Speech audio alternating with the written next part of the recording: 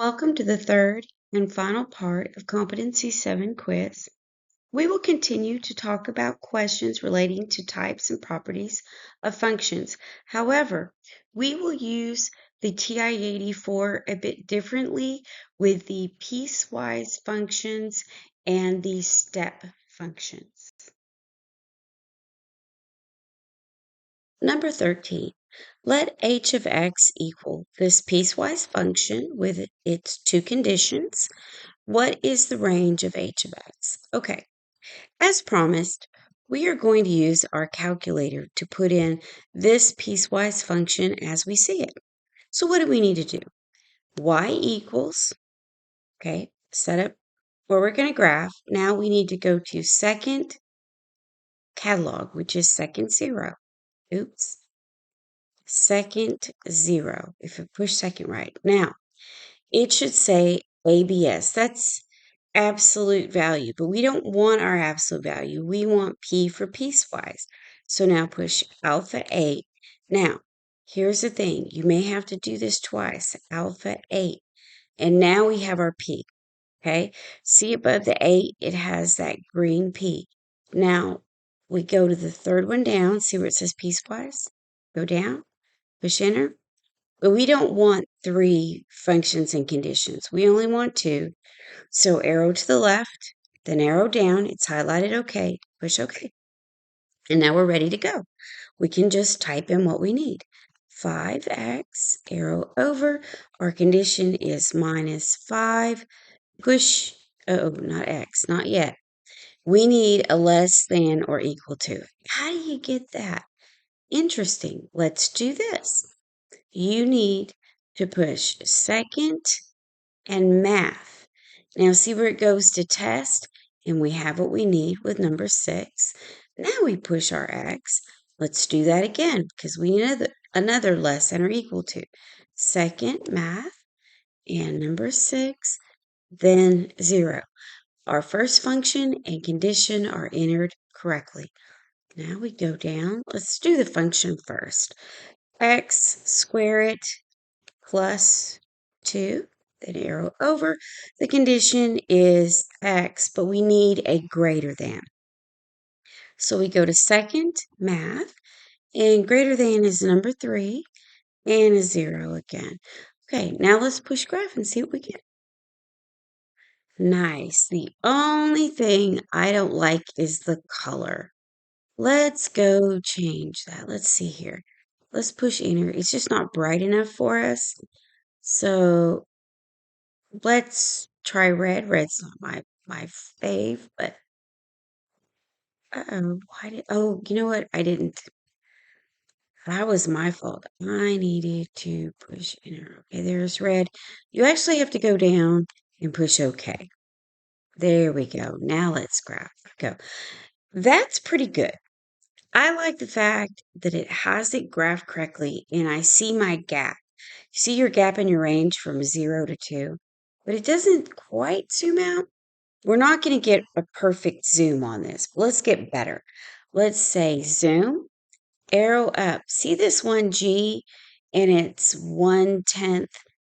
Let's push that. So push enter, and it backs out just a little. Let's try maybe E. That's the 1/5. Backs out even more. But I don't think we're going to get the best image to see what is the lowest, how low, what is our lowest limitation? What is our lowest value of our range? We can go to our table though. Let's try one more. Let's try that. 1/3, 1/4. Let's see. I'm thinking 1/4, maybe 1/8. That's pretty good. Not quite what I thought it would do. Try a 1/4. Ooh, yes. Now that's better, but it's just not going to get down as low as we need. And it doesn't matter. We have a table. Let's try that. Half. That is a lot better, but we still don't see that lowest value of our condition. So let's go to our table. Oh, here we go. if we look at our table, our conditions are put in for us, and it's negative 25. So let's go over here to our options. I see all numbers greater than or equal to negative 25. Well, that tells me that C won't work, D won't work. I have negative 25 here, but it doesn't take into account, it says except 0. That's not the case. It's between 0 and 2. Let's look at it again and see. Now we need to zoom back in to our 110. Now we clearly see 0 to 2. Okay, so, and then in our table, let's take a look. And you can see, guess what? We don't have a 0 to 2 in our table, but it's not as obvious as it is to see it in the graph. It's very clear. So A is our option. Okay, now let's go to number 14. All right. Number 14.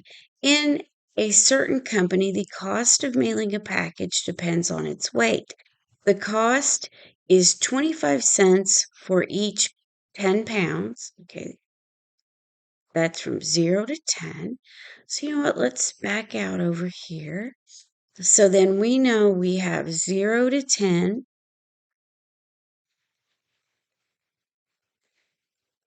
Okay.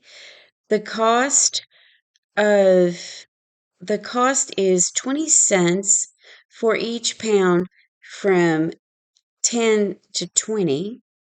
So then you've got, I'm sorry, 10 to 30. But the pounds between, if you go from 10 to 30, that is 20 pounds. And that's what was in my head. And we'll get back to that in a second. The cost is 15 cents per pound for each pound in excess of 30. Okay, so that would be 30 plus. Okay, so what is it we're really looking at? So if we go over here to our calculator, so the first 10 pounds is 25 cents. 25 cents times our 10. That's going to be $2.50 if it's 10 pounds. Now we could calculate if it's lower, but let's keep reading the rest of our question. If the cost of mailing a package is $8.30, we'll look at this first range. Well, we haven't found our $8.30. So let's keep going.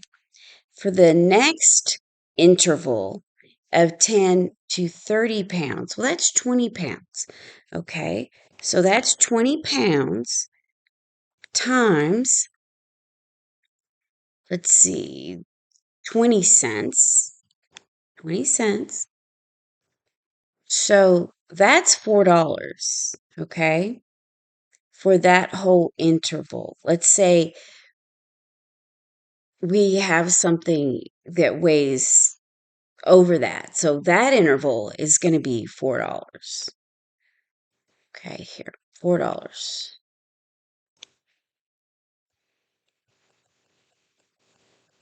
That's how much that interval is. Well, that's still not $8.30. That would be $6.50. So we know that our package is going to cost over 30, or it's going to be over 30 cents because of the cost. So how could we really write that? Well, we know that because it costs over the 30 pounds, that we have to pay, that we will have to begin with $6.50 for the first 30 pounds.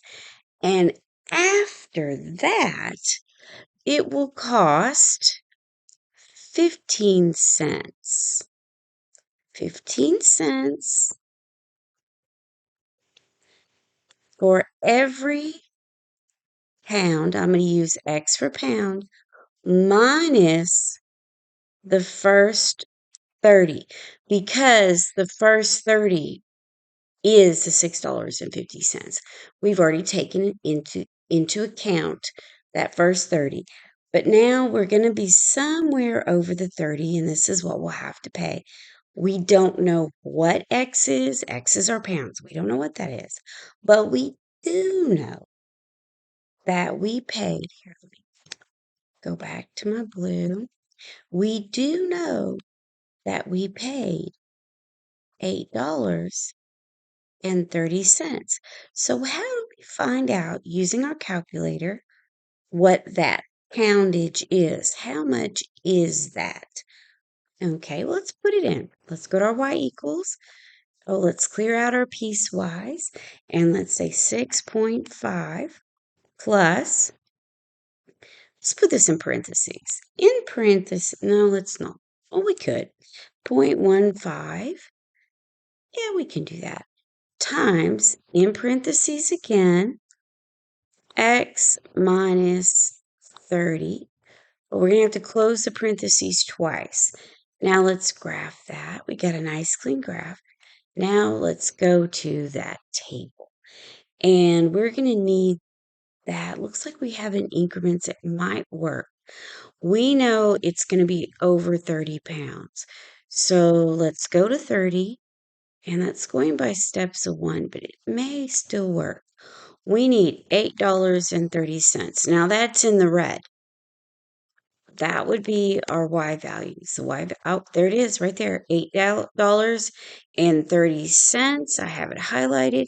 And we go over to X, which is our pounds, and it's 42 pounds. And that is correct.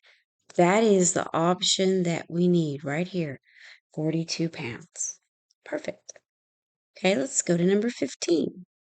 What is the equation of the function g of x whose graph lies 8 units to the right of f of x equals the absolute value of x? Okay, how do we get to this? Well, our calculator is going to help us out with that. Again, let's just back out. Second mode will back you out. Go to our y equals, and we need to clear that out. Now we need the absolute value of x. The best way to get this, now there is a place where we can find absolute values, but they're not just this clean absolute value alone. It has other conditions with it, so that's not going to help us. So we just go to our calculator. Second 0 in our catalog, absolute value is the very first thing we see. Push enter and type in your x, graph it. There you go. So that's the first one. And we're going to leave it there as a guide. The issue is, rather the question is, the graph, whose graph lies 8 units to the right. Now, when we're shifting up and down, for down we would use minus 8, and for up we would use plus 8, and that would look like. Here, let me go back. That would look like one of these. This is a shift up. That would be A, and C, I can tell you, is a shift down. So I'm not going to believe either of those. Now, we have B and D. Here's the catch.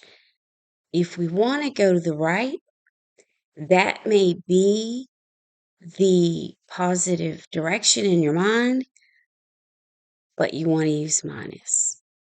So let's put this in and see if I'm correct. Okay, so you go back to your y equals. Let's go to the second, the y of 2. You want to leave your parent function of y1, you want it left. Let's y2. So let's go back and do second 0. That's our catalog. There's our absolute value. Let's go x and minus 8. And let's graph and see if it goes to the right. Oh, it does. Let's go zoom. We could try this 1/10 we've been using. No, I'm going to say 6. Much better. And it is. Remember, it was pink.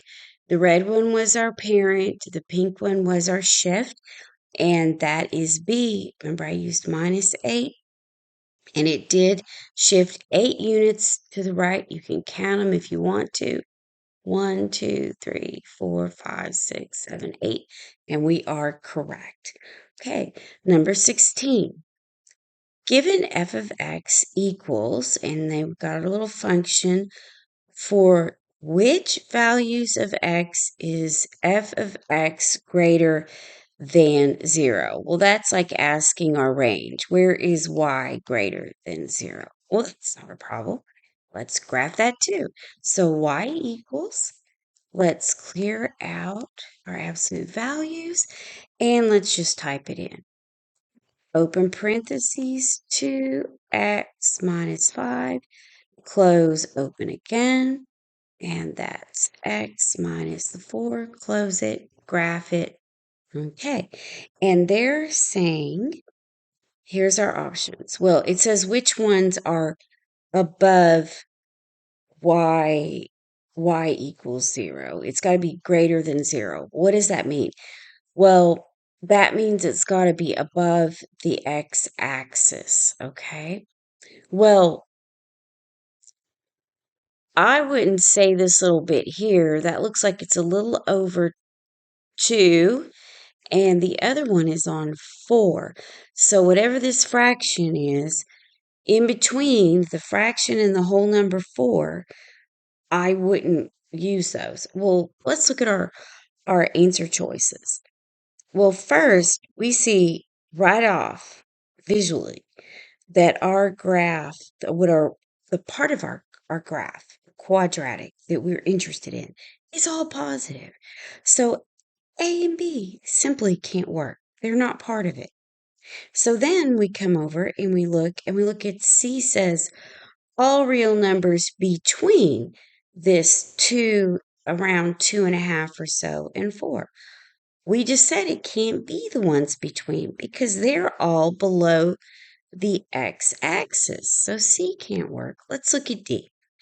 All real numbers less than 2.5. Okay, that would be everything out here. I believe that. Or greater than 4. I would believe D. Now let's verify with a table. Second graph, let's look at our table. Oh, we need to go back to 2.5 or 2. So that second window, remember, set up our graph. We want to go to 2. And you go back to your table. There we go. So we can see that it's not going in halves. Let's go in increments of a half, 0.5. This should look better. Let's go back to the table. Okay. So if we go to 2.5, if you see 2.5, that's 0. But 3, 3.5 to 4, all of those are less. So we don't want those. Then we go to 4, it's at 0. But everything greater than 4 will be greater than 0. See, there's where 4 is. But as we go, it just gets greater and greater. So D is confirmed. We are correct. Number 17. Given f of x equals this function, which one of the following is correct? Got a little typo. There we go. Fixed. Okay, so this is not a big deal. We're just going to put that in just like we've done before. And then we'll go to each of these values of x. We'll check each of these and see which one it satisfies. Just see which one we can verify. Easy enough. All right, let's give it a try. Let's see here. I'll just clear it out. We open our parentheses and x plus 2, close, open, 4x plus the 13, close. Now we need to square that one. Okay. Open back up, x minus the 3 and close. Graph, kind of a messy graph. We don't care about the graph. We care about that table and each of these values of x. So let's get where we need to be. Let's go in steps of 1. See, that's my steps. And my next one, where are we starting? We are starting at -1. Now let's go second graph, and there we are. Is that value for -1, where x is -1, is it greater than 0? No, it is not. That is not true. That's not the option we need. So then let's go to -3. -3 is C. Is that less than 0? No. Let's go to -4. -4 says it needs to be greater than 0. Well, I would say yes on that one. Now, let's go to -6. And is that less than 0? No. So yes, B is our option. Well, that wasn't too bad. Now, for number 18, as promised when I started the video, we will do this differently. Also, this one will also be done differently. Just like our pieceways we did differently, we used our calculator options. We're going to do the same for this one, okay? So it says, what are the values of x in this equation? Okay, so what do? We go back to our x equals, we clear it out, and we will put in this first expression. After we put in that expression and we find that expression, then we need to see where it's true at 4. So let's do that. So we need to put second, see the x squared there, that gives us our root, and then 3x squared, see, and then minus 2x. Now, what's that graph look like? It's kind of interesting. Let's go to the table. We want the table. And where do we want to be? We'll go to 4. Where does it equal 4? Well, we go down and we see that it's only going to equal 4 where x is -2. Well, let's look at our A, B, C, D options. Okay, we already see that it's going to be -2, not 2. So C and D are out. Well, here's -2. Well, 8 and 8 1/3, or 8/3. Actually, this equals 2 2/3. So we need to verify if that's going to work on our calculator. But our table's not set up for that. So let's get it set up. Let's go second window, and we need to put in 1 divided by 3.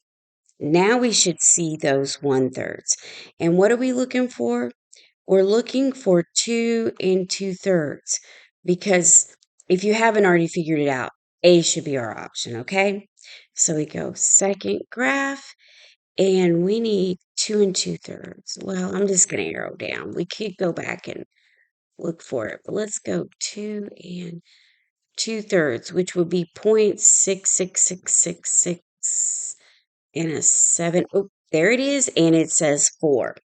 A is our option. Yes, so I didn't write that here, but of course that is almost equal to the 2. And technically it's 6 repeating, but our calculator will always give it to us as 0.6667. Okay, so A is verified. That is our selection. All right, so let's look at number 19.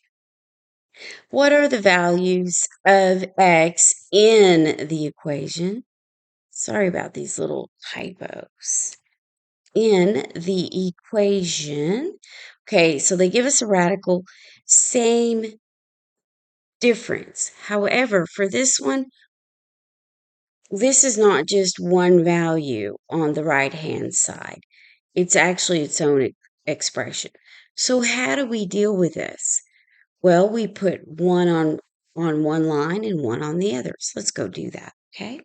So let's back out of this. Oh, second mode, there we go. Now let's go back to it. I'm going to reuse that. Let's see, 2x. Oh, I'm going to have to delete that. See, I deleted it twice. It actually does work. Then we have a negative 10, 0. Now, when you're typing over, always verify again. Be very careful with it. Okay, let's go back to y2. Go down to y2 and say 5 minus the x. Now let's just graph it and see what we got. Nice and clean. And I'm eyeballing it saying 1, 2, 3, 4. I'm saying the only place that it will intersect or the only answer we have is 5. But let's not believe it until we look at the table. Let's verify. Okay. Ooh, we have a lot of errors going on. So let's go back and let's go to 5 and steps of 1. Clean it up a little. And then second graph, oh, there we go. And it's at 0, 0. But they're saying maybe it's at 7. I'm sorry, but I'm going to have to disagree with that. C is going to have to be the only option we have. Completely disagree. Pretty simple equation. Now, number 20. Let g of x equal. This is our step function, okay? And I didn't do it quite this way in the other video when we were just doing the practice questions. That one, they gave you the image. But that's not what we're going to do here. We are actually going to put this guy in our calculator and then use our table to find the precise answer. Well, how do we do that? Not a big deal. First, we need to back out, okay? And then there's a couple ways to do it, but let's push math. And it's in one of these. Yes. It's not in this one. I always have to kind of look. Let's arrow over to number. There it is, number 5. So it's under math, number, okay? And then it's number 5 right here, the INT. Let's push it, put X in. Oh, but we don't want to be here though. That's what it's going to look like. Let's clear that out. Let's go to Y equals. Let's clear that out. Let's clear that out. Now, we're going to go to second math. Nope, not second math. Goodness, just math. Then number 5. Put in your X, close, graph. Oh, that's actually it, but it's very messy. How do we clean it up? Remember, we've been trying those zooms. So let's do the 1/10. Cleaned up, perfect, exactly what we needed. So that's our step function, that's how it looks, but how is that going to help us answer a question? We could eyeball it. That's not as great as using the table. So what do we need? We need 0.2 and 3.2 and negative 3.2. Go to your window, go down here, and do 0.2 steps. We want that 0.2 in our steps, and then let's say 3, okay? Go second graph, go back. Okay, here we go. So this is what happens. When we are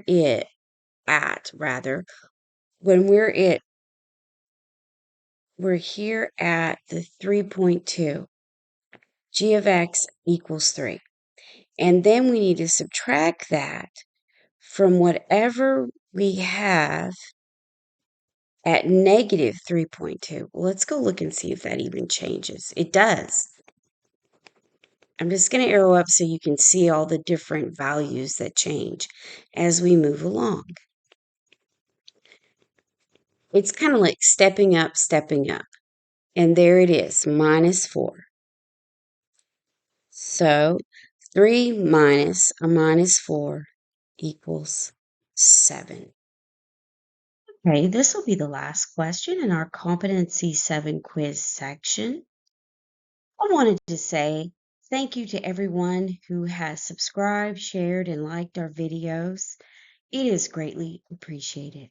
Happy testing, everyone.